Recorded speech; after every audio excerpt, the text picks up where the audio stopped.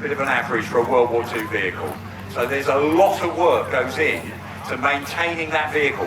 Why we like the American tanks? They were reliable, and that meant the crew could have a night's sleep, not have to fiddle with that vehicle, hoping it's going to be ready again in the morning.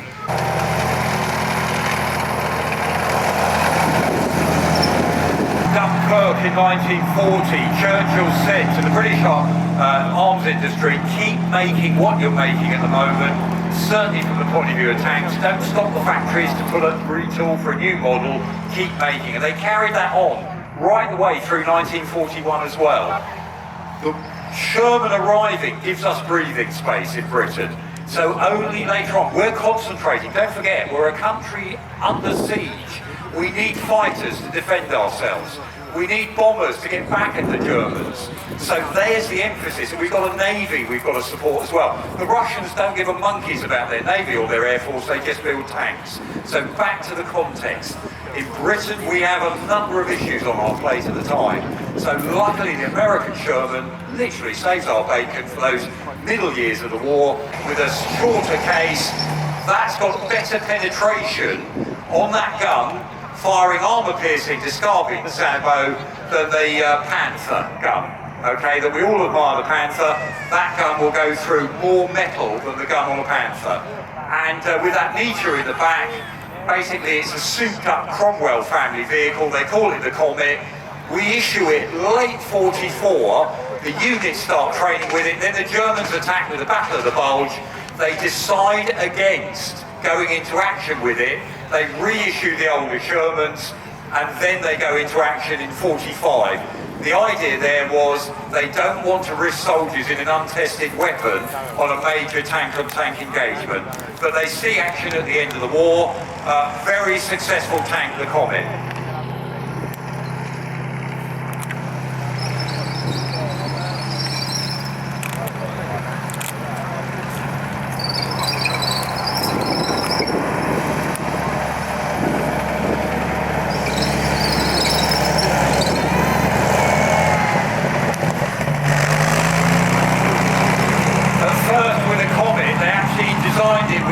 Silencers for the Meteor engine, and they realised it made no difference whatsoever, so they got rid of the silencers, and there's just a little fishtail exhaust out the back, which is why it sounds so good.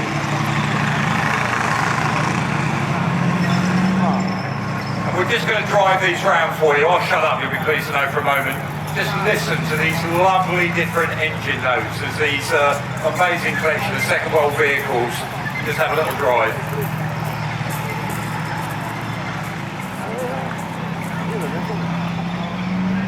We're probably going back to Japan.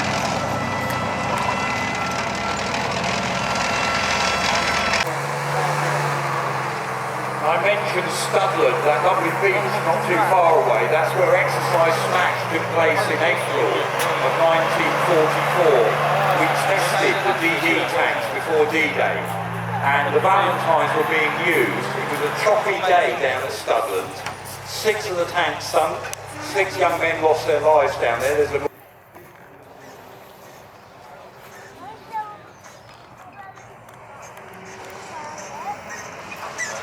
you wouldn't hear that coming, would you?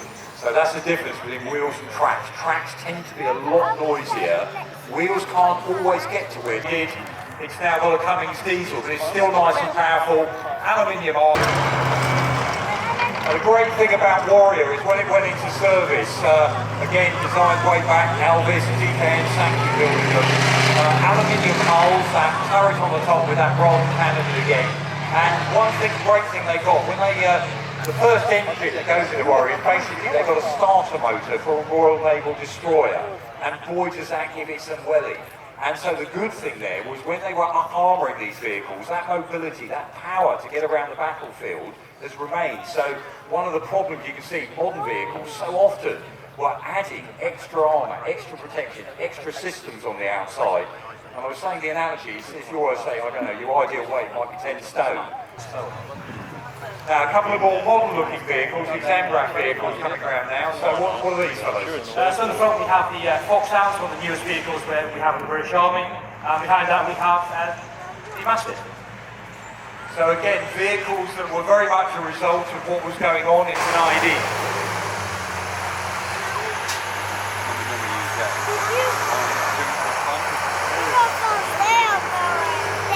Now one of the things to look at these vehicles, again, we all heard that phrase IED for Afghanistan, improvised explosives device, old days you might have called them mines.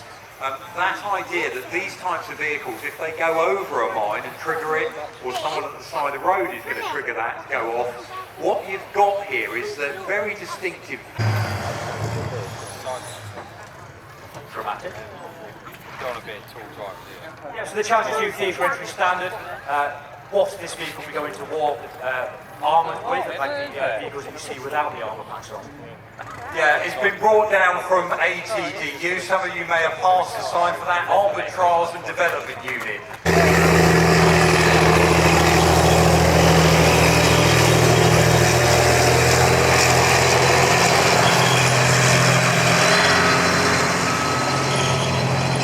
How did he do that?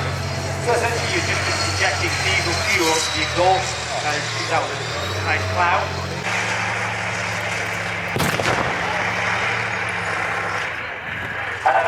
This is 31 Alpha, reference my contact at 11:34 hours at grid Sierra Uniform 370-575, 370-575.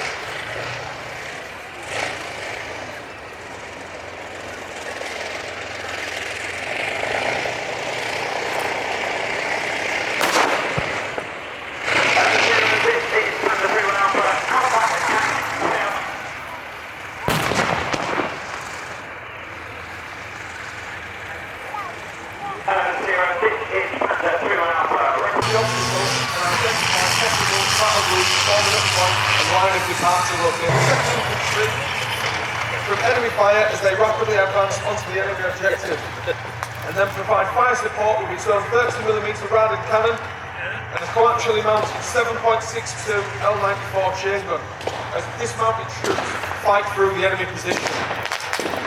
Hello Zero, this is Yankee 10, contact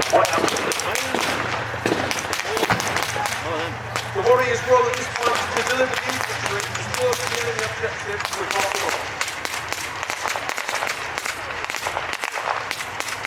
You will now see the infantry section using fire team maneuver, keeping constant fire to keep the enemy heads down as they close in on the enemy position.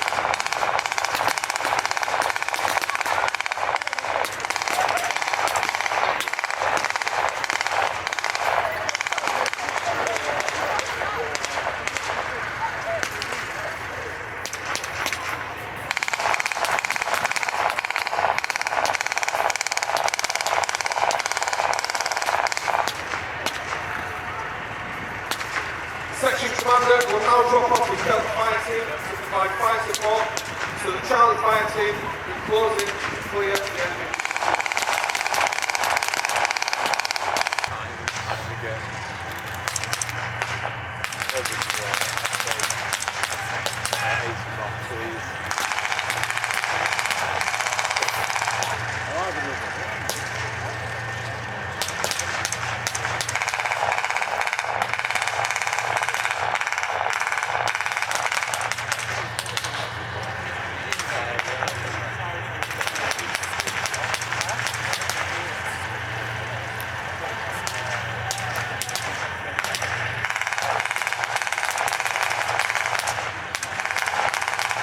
So the section commander has now dropped off his Delta fire team to provide fire support to the Charlie fire team to close in and clear the enemy position.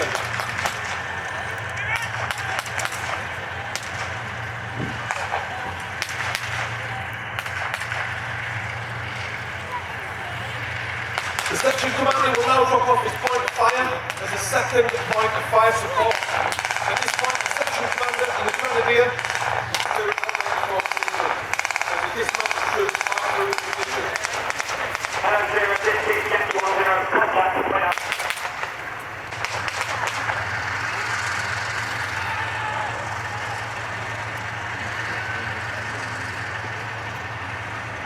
Section commander has now deemed the position clear, and he will move back the proven route.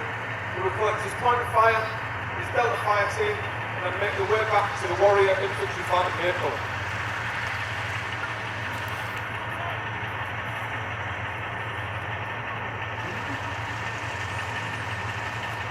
Hello, Zero. This is Yankee 10.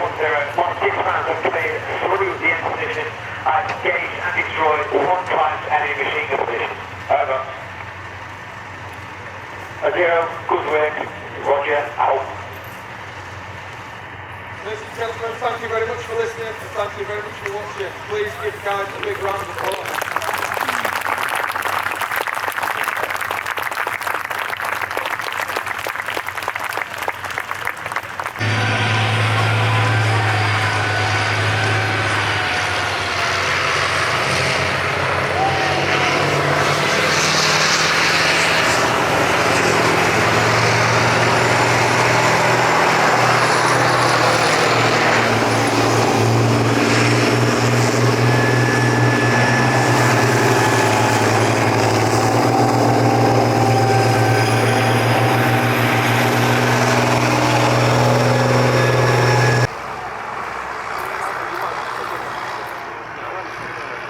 Now, at the same time that the ferret went into service, the British Army as well were looking at, I mentioned the phrase earlier, fire support vehicle.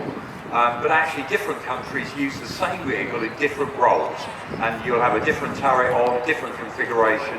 The Americans build it, they have their own version, they call them LAB.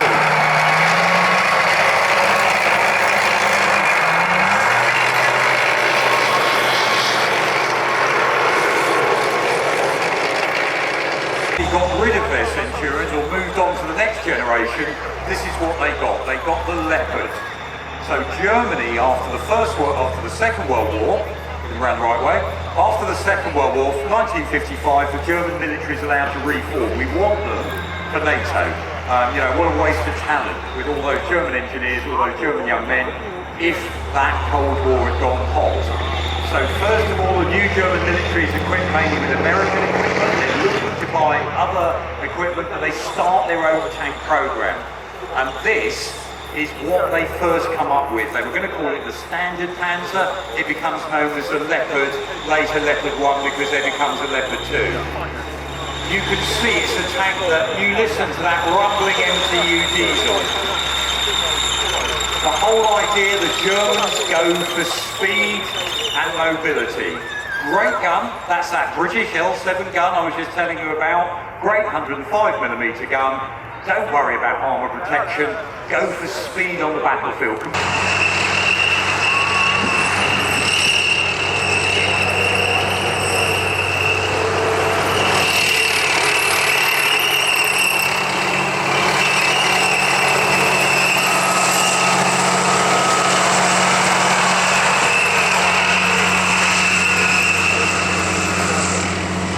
A protected tank.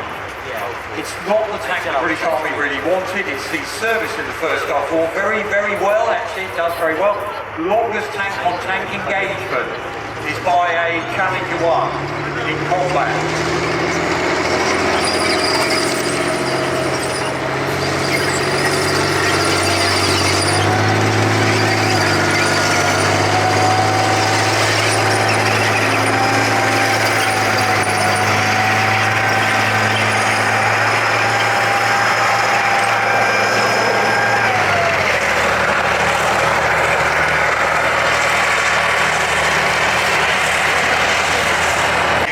The great news about the Cold War, it didn't become a hot war.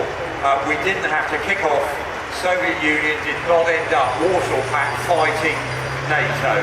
The argument is, are we going into another Cold War at the moment? Who knows?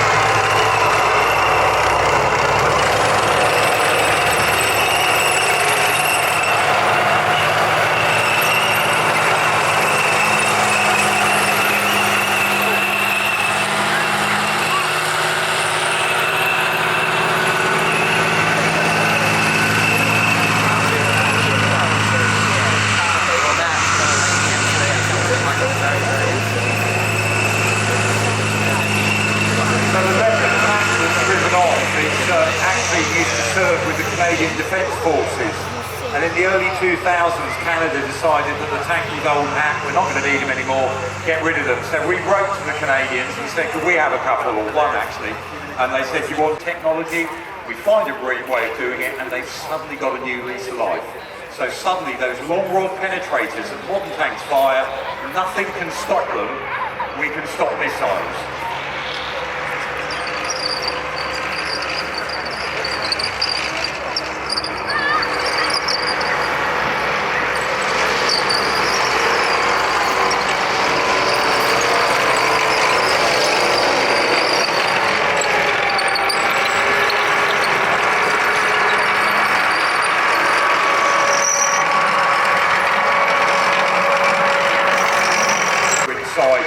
And of course, for the British Army, that's what goes on down here. We've got veterans with us today, different generations. I know there's quite a few in the audience. They're all the lot that have to train, because quite simply, you know, look at the stories. Late War Panthers, fantastic bit of kit. Untrained crews ended up losing out on those Panthers.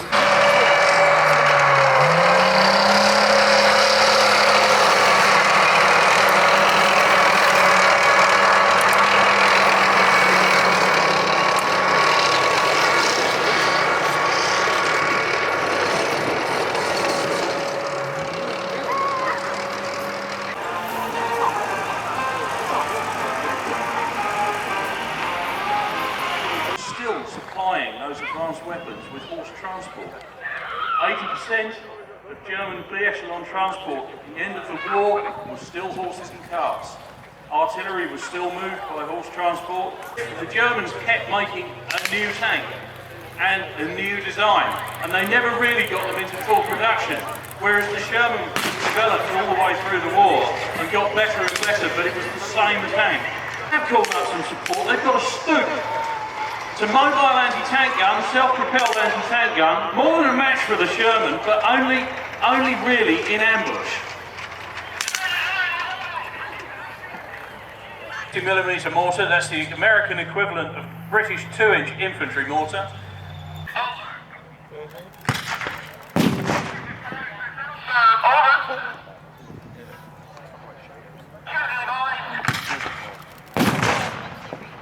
So the Germans have pulled away from their machine gun position.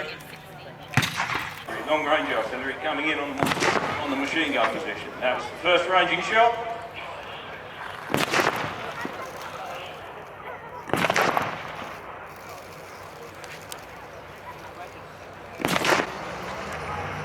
Each covering the other.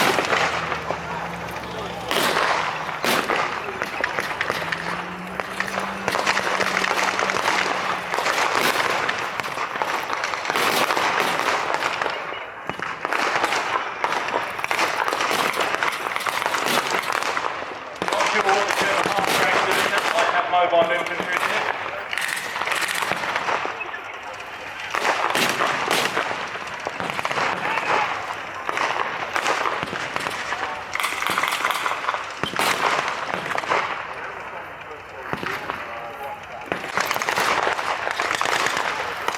The Germans pulling back. They've obviously decided that's untenable.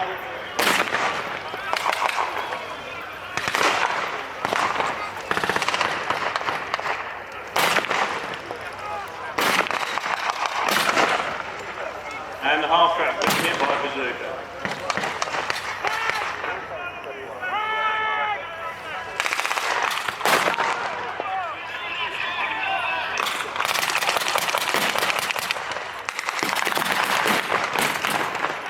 Two sections still together, each covering the other.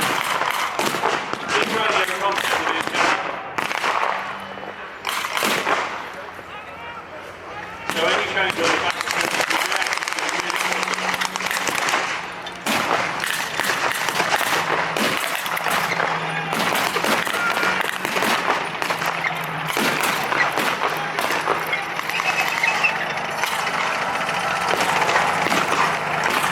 something tells me they're going to take quite a lot of prisoners.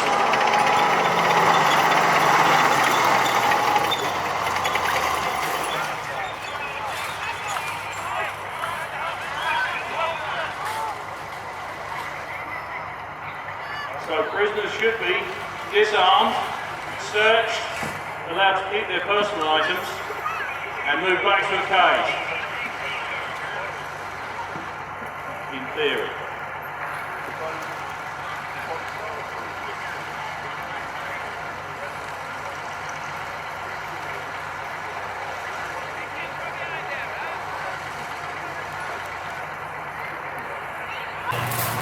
That would be very good of you. Thank you very much indeed.